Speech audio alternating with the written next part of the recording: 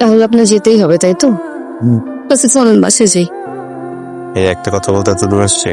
সিদ্ধান্ত তো আপনি নিয়ে নিয়েছেন, আমি আমার এখানে আর কি বলো, থাকলেন যাই। ভবিষ্যৎ ইম্পর্টেন্ট। আর আমি আমার সবকিছু এই দুবাই গিয়ে অনেক পরিশ্রম করবো, সেটা নিয়ে সবাই তোমাকে নিয়ে যাবো। আপনার বিদেশ যাওয়া নিয়ে বাসায় অনেক কথা হচ্ছে, আমার বিদেশ যাওয়া নিয়ে তোমার বাসায় আমার কথা হবে। কারণ আমি আপনার বিয়ে করাবো, তারা আপনার কাছে আমাকে বিয়ে দিয়েছে।